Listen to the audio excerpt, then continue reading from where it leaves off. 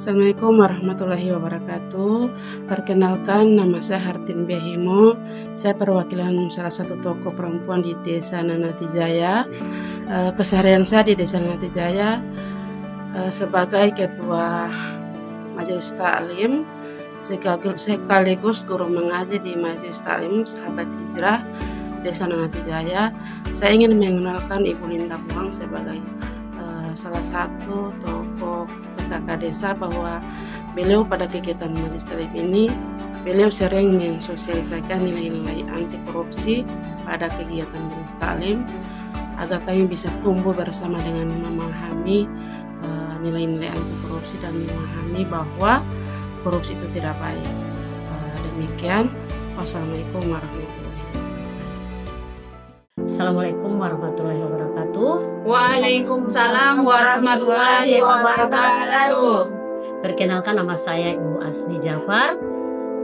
Saya selaku pengurus Majelis Taklim Hijrah Nanatijaya. Di Majelis Taklim kami sudah belajar tentang anti korupsi. Kita mulai pada rutinitas yang setiap pekan kita laksanakan. Mohon izin minta waktunya sebentar.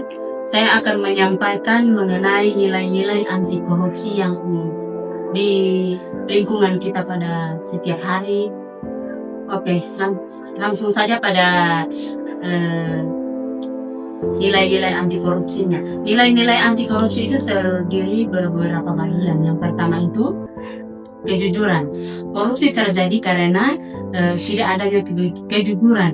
Dengan menanamkan nilai kejujuran, individu terdorong untuk tidak mengambil sesuatu yang bukan haknya. Jadi intinya orang itu mesti jujur. Kalau orang tidak jujur, otomatis dengan sendirinya orang itu akan melakukan tindakan korupsi. Nah, di Majelis Taklim kami juga itu seluruh aparat Desa Nanatijaya itu mendukung acara kami. Nah, terima kasih buat seluruh aparat Desa Nanatijaya yang sudah mendukung Majelis Taklim kami. Amanah berarti memegang teguh kepercayaan. Jadi orang mesti amanah. Kenapa mesti amanah? Kalau orang tidak amanah atau tidak tanggung jawab, apapun yang orang beke, orang sudah tidak percaya. Kalau orang tidak tanggung jawab, seperti misalnya seorang pejabat yang amanah itu tidak akan menyalahgunakan wewenangnya untuk keuntungan pribadi. Begitu. Yang ketiga, juhud atau qanaah, atau yang biasa disebut tidak rakus dan puas dengan yang ada. Jadi banyak korupsi yang terjadi itu karena keserakahan sendiri. Jadi lantaran orang so mentang-mentang pemimpin, orang misalnya yang pegang kekuasaan, orang serahkan dengan orang kepemimpinan itu sendiri. Kemudian terima kasih juga buat Kepala Desa Nanatijaya yang sudah mendukung Majelis Taklim kami. Dan harapan kami yaitu semoga seluruh aparat Desa Nanatijaya itu bisa bersinergi dengan Majelis Taklim kami. Yang keempat itu keadilan. Jadi korupsi itu menciptakan ketidakadilan. Jadi nilai keadilan itu menurun sekali, distribusi sumber daya yang merata dan adil bagi semua pihak. Jadi intinya orang menjadi pemimpin itu mesti adil. Jadi kalau orang tidak adil, tetap ujung-ujungnya itu mau menyangkut korupsi. Yang kelima itu disiplin dan taat aturan.